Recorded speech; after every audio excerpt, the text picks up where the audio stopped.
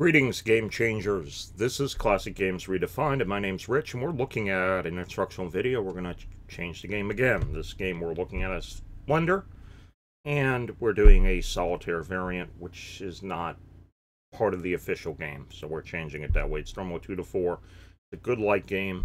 Figure I'd do my own. I saw a number of people provided it here.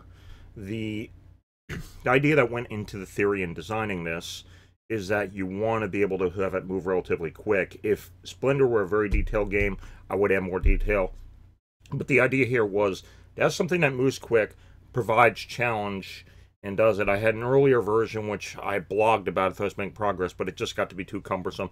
This streamlined. One of the advantages of this approach that I'm taking here is that I can increase the difficulty level. So let me explain the layout we have here. I do apologize here for actually not showing the real game here. For I don't know, it's not in Tabletop Simulator. I get a problem with the publisher. Also have a really poor camera, and it's more like the audio quality ends up not being the best. I have a decent mic here, so this is why we're doing it that way. You have the cards that you get. You're familiar with these that you're going to build up in your tableau down here that allow you to get other cards.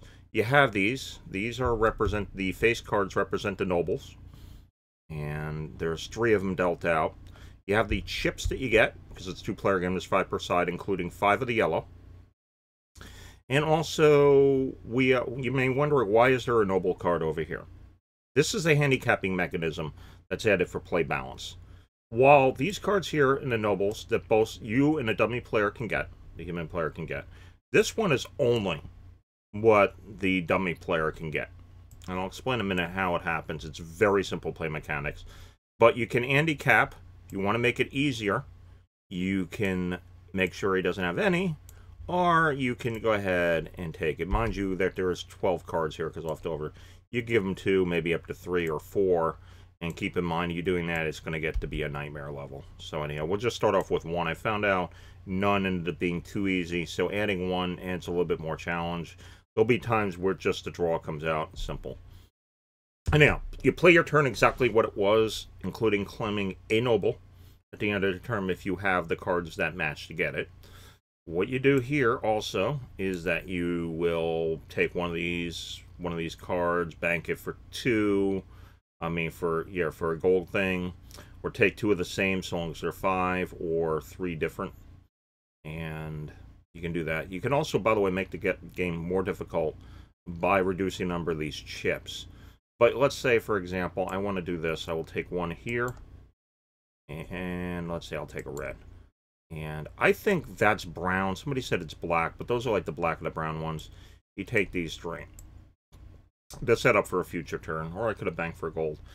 The way this works here is the play mechanics are simple. The dummy player always grabs the lowest card on the right. When these are gone, he'll go up there. Then these cards shift over, and they always shift over this way. And you take another replacement card. Mind you, the number, I have more cards than that. I ended up cloning the decks, but if you know Splendor, you know what it was. It goes that way. If, let's say, for example, this card here ended up costing 3, whatever else. Let's say, actually, no, I will take another one. Say I do that. And I will grab this. Let's grab 3. Oop. I'll grab those 2. And this, we'll just put, we got 1, good. And imagine what the costs are. You know how this works. So now I have 4. I could have grabbed 2 of them. So what I do here is that, again, grabs the 1 to the right. He shifts over. So 2 of them are gone. And flip it. And that should be less than that. But anyhow, you get the idea. Then let's say, for example, it takes 2 red. Let's say 1 required that. I then take these 2. Put them back on. Take this one. And let's say that was one of the costs. So then I take back, and let's say this is the card I was looking at. It goes here. Oh, goes there. And it shifts down. Everything shifts over. And then after doing that, you're going to keep going. And I'll explain how the game ends in a second. And then he would take one, and let's say whatever it was he would take, and these shift down, so on and so forth.